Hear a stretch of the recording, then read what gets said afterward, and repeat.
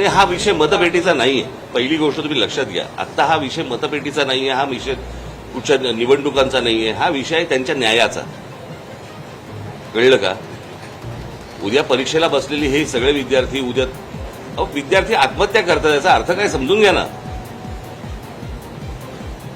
इथे मतपेटीचा विषय येतो कुठे? पण ज्या प्रकारचं देशामध्ये सत्ता राबवली जाते त्याच्या विरुद्धचा राग हा मला असं वाटतं प्रत्येक राज्यांमधून बाहेर येतोय. ही सर्वात महत्वाची गोष्ट आहे. नाही, दुसरा मुद्दा काय माहितीये ना, जंतर मंतरवरती एक केंद्रबिंदू झालेला आहे, पण हे आता पूर्ण देशाची भावना आहे. म्हणून मी जे म्हटलं ना की एक राष्ट्र एक भावना, जो जो जिथे जिथे आहे तिथे तिथे त्यांनी या गोष्टीचा विरोध व्यक्त केला पाहिजे.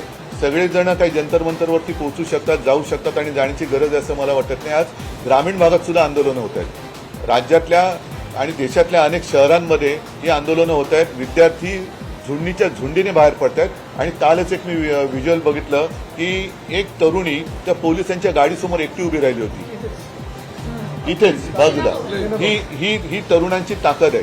ज्या ताकदीला झुरळ समजलं जातं त्या झुरळांच्या ताकदीला आता हे घाबरलेले आहेत. गेले काही दिवस जे विद्यार्थ्यांचं आंदोलन जे देशात सुरू आहे,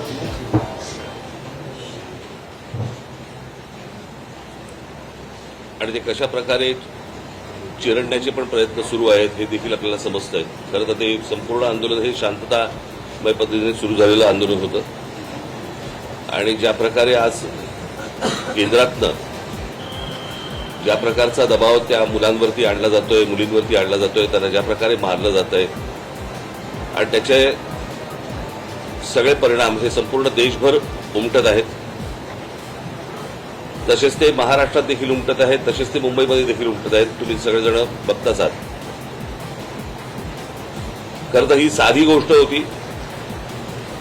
या सगळ्या प्रकरणामध्ये आजपर्यंत भारतीय जनता पक्ष ज्यावेळेला विरोधामध्ये होता, विरोधी पक्षामध्ये ज्यावेळेला होता, त्यावेळेला त्यांनी अनेक मंत्र्यांचे राजीनामे मागितले होते. मला आजही आठवते की त्या रजा अकादमीच्या विरोधात ज्यावेळेला मी मोर्चा काढला होता त्यावेळेला आम्ही मुंबई पोलीस कमिशनरांचा आम्ही राजीनामा मागितला होता, त्यावेळेला अरूप पटनाईकांचा, आणि त्याच्यानंतर त्यांना पदावरनं बाजूला करण्यात आलं होतं काँग्रेसच्या काळात. मुंबईमध्ये ज्या वेळेला ते कसाब वगैरे सगळे आलं, 26/11चं प्रकरण झालं, त्यावेळेला आर पाटील असं म्हणाले होते की बडे बडे शहरों में छोटी छोटी बातें होती रहती है. या एका वाक्यावरनं त्यांना गृहमंत्री पदावरनं काढून टाकण्यात आलं होतं.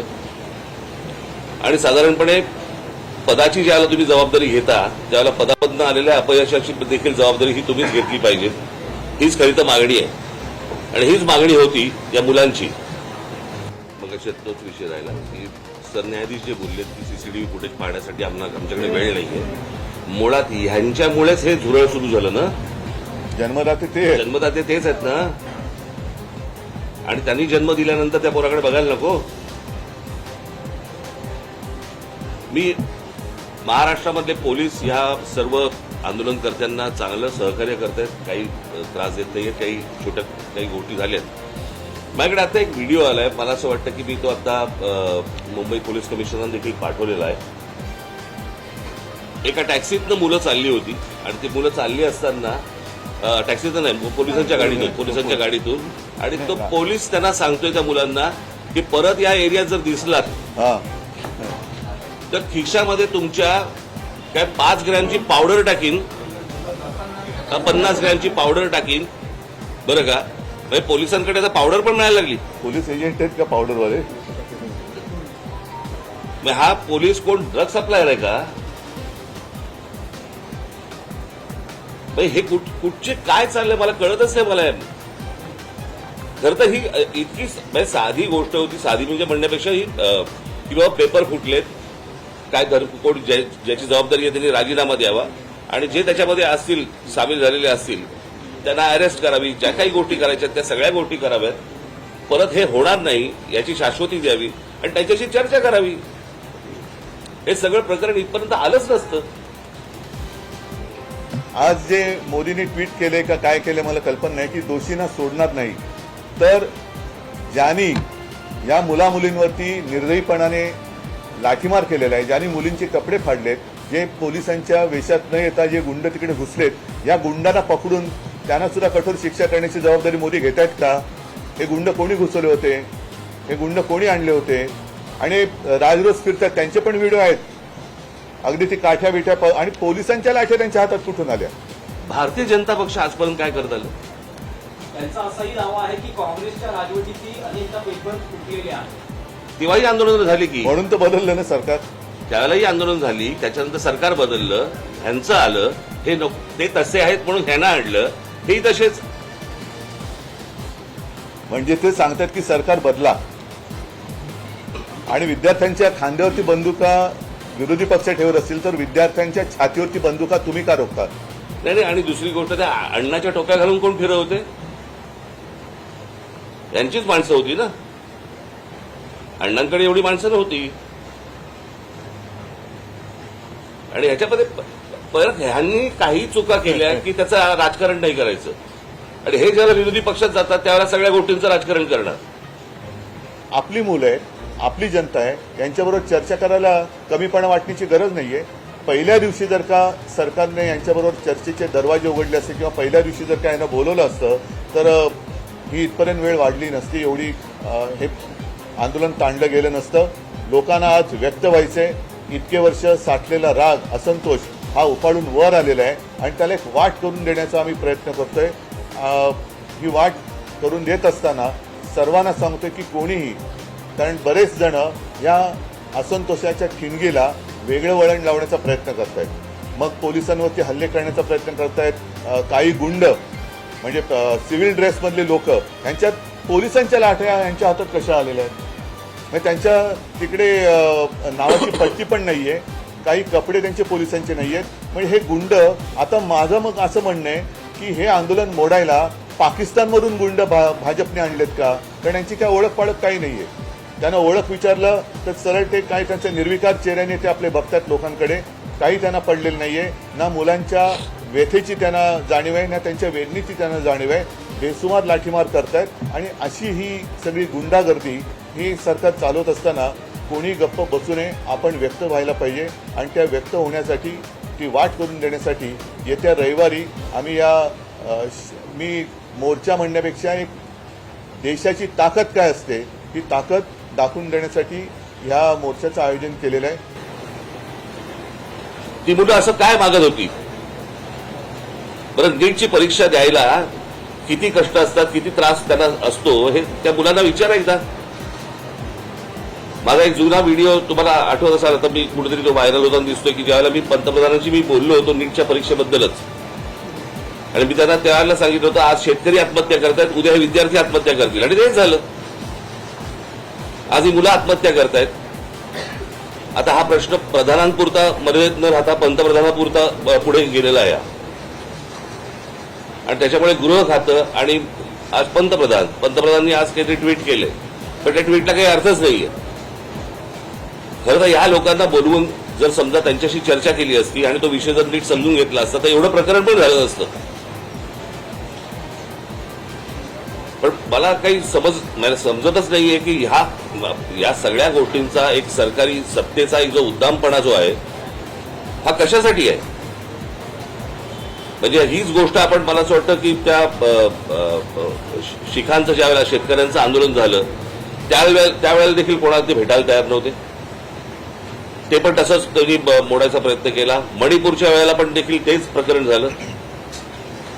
आता अनेक आंदोलनं ज्यावेळेला होत आहेत, आज ग्रामीण महाराष्ट्रामध्ये अनेक आदिवासींची आंदोलनं होत आहेत, तिकडे लक्ष द्यायला वेळ नाहीये. म्हणजे कसला हा, ही कुठली सत्ता आणि हा कुठला सत्तेचा बाज की हे काय पहिल्यांदा नीटचे पेपर फुटले नव्हते. ही मला असं वाटतं तिसरी वेळ आहे. नीट परीक्षा ज्या वेळेला आणल्या त्याच वेळेला आम्ही विरोध केला होता त्या गोष्टीला की असल्या केंद्रीय पद्धतीने तुम्ही या परीक्षा घेऊ नका. पण ते सत्ताच एवढी होती की त्यावेळेला कोणाला ऐकायची त्यांची तयारी नव्हती, आजही नाहीये. आणि त्यांचा सगळा जो राग आहे, आज त्या विद्यार्थ्यांबरोबर इतरही लोक आज या आंदोलनामध्ये आज आलेले आहेत. आणि मला असं वाटतं की हा एकूणच सिस्टीमच्या विरोधातला राग आहे. ज्या प्रकारे आज देशामध्ये गोष्टी सुरू आहेत त्याच्याबद्दलचा राग आहे आणि तो राग सगळेजण व्यक्त करतायत. आज प्रत्येक घरामध्ये ज्यांची मुलं नीट परीक्षेला बसलेली नाहीयेत त्या आयांना आणि वडिलांना देखील त्यांना पण त्रास होतोय हे सगळं बघून, आणि त्याच्यामुळे आम्ही 26 तारखेला आम्ही एक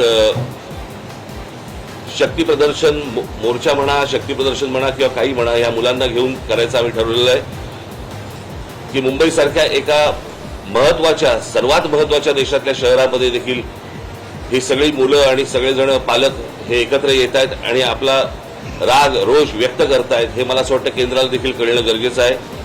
आणि त्याच्यासाठी म्हणून आम्ही येत्या 26 तारखेला रविवारी येत्या 26 तारखेला आम्ही हा मोर्चा आम्ही काढत आहोत.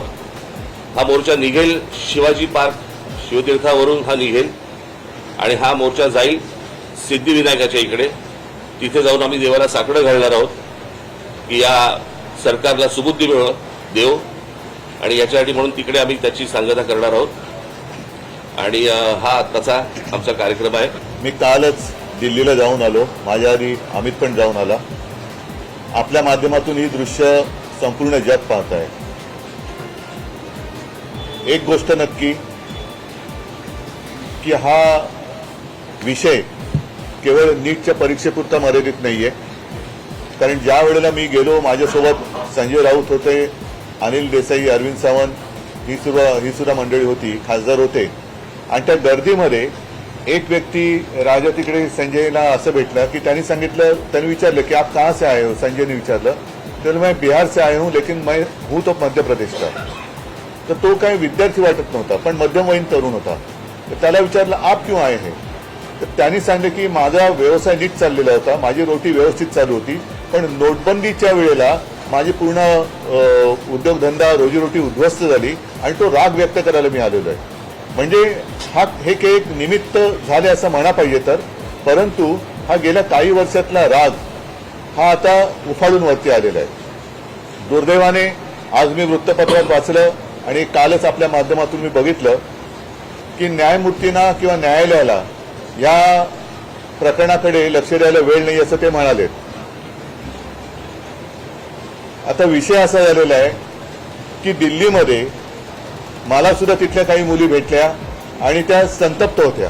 त्या सांगत होत्या की आमचे कपडे फाडले गेले, वाटेल तसं मारलं गेलं, काही ठिकाणी तर लाठ्या काठ्यांना खिळे लावून, गजलेले खिळे लावून मारलं गेलं, डोकी फोडली गेली. आणि काल एक व्यक्ती, जी महिला म्हणजे मुलगी जी अत्यवस्थ होती, मला कल्पना नाही, आता तिचं येता येताना वाचलं की आता आहे की नाही मला माहिती नाहीये. तर एक एक असे अत्याचार वाढत चाललेले आहेत. न्यायालयाला कबूतर, कुत्रे यांच्याकडे लक्ष द्यायला वेळ आहे, पण कॉक्रोचकडे लक्ष द्यायला वेळ नाही, हे दुर्भाग्य आहे. आणि देशाची परिस्थिती आता अशी झाली का, आणि न्यायालयाची परिस्थिती सुद्धा अशी धृतराष्ट्रासारखी झाली का. म्हणजे द्रौपदीने धृतराष्ट्राकडे न्याय मागण्यासारखं झालेलं आहे आता. जसं राजने सांगितलं की शिवाजी पार्क ते सिद्धिविनायकला राज आपण जाऊन दोन गोष्टी करू, एक तर या सरकारला सुबुद्धी आहे, नाहीतर सिद्धिविनायकाला साकडवलं की या देशावरती आलेलं हे अरिष्ट सरकारच्या रूपाने हे लवकरात लवकर दूर कर. प्रत्यक्षात तिकडे काय चाललंय, कारण मी मागे प्रेस कॉन्फरन्स घेतली होती, नाही मी इथेच बोललो होतो, मला वाटतं की काही वर्षांपूर्वी म्हणजे 2018 साली एक जेडी अगरवाल नावाचे गृहस्थ होते, ते गंगेसाठी उपोषणाला बसले होते. सरकारने लक्ष नाही दिलं. 115व्या दिवशी त्यांनी प्राण सोडला. गंगा आणखीन वाईट झाली. म्हणजे करोनाच्या काळात तर मग गंगेमध्ये मृतदेह पण सोडले गेले. या सरकार हे निर्दयी आहे. मी वांगचुकना त्यांना तिथून हलवण्याच्या आधी 1-2 दिवस आधी फोनवरनं बोललो होतो आणि मी त्यांना हेच सांगितलं होतं की आपण उपोषण सोडा, कारण उपोषण कोणासमोर करायचं, ज्यांना काहीतरी संवेदना आहे. या सरकारला संवेदना नाहीये, त्याच्यामुळे त्यांना असं वाटतं की अशी लोक गेलेली बरी, म्हणजे एकदा काय ते सगळं स्मशान शांतता होऊ द्या. पण तसं दिसत नाहीये. अनेक जण आता प्रत्येकाच्या मनामध्ये ही ठिणगी पेटलेली आहे. त्याच्यात तुमचा जो विषय आहे की धर्मेंद्र प्रधान, शेवटी मग जबाबदारी कोणाची आहे. जे जबाबदार आहेत त्यांना सोडणार नाही, मग धर्मेंद्र प्रधान पहिले जबाबदार आहेत त्यांना का सोडताय. आणि धर्मेंद्र प्रधान पण कोणी एकेकाळी पेपर फुटीच्या विरुद्ध रस्त्यावर उतरले होते असे म्हणतात, जे आता विद्यार्थ्यांचं नशीब फोडतायत. ही मुलं शांत आहेत, त्यांच्याशी नीट चर्चा करा. ही शांतता भंग करण्याचं काम पोलिसांनी आणि सरकारने करू नये. मुख्यमंत्र्यांना आजही शंका आहे, ते म्हणतात की अँटी सोशल एलिमेंट, असामाजिक. आम्हाला पण शंका आहे की आता सरकारमध्ये असे कोण परकीय शक्ती सामील झाल्यात का की या मुलांना देशाच्या विद्यार्थ्यांना चिरडण्यासाठी? आणि मी तुम्हाला सांगतो 26 तारखेला जर असे कोणी घुसवण्याचे प्रयत्न केले ना फटकावून काढणार. कळलं का? शांततेने मोर्चा असेल, शांततेने या सगळ्या गोष्टी होतील, याच्यामध्ये कुठचीही हुल्लडबाजी नसेल, काहीच गोष्टी नसतील.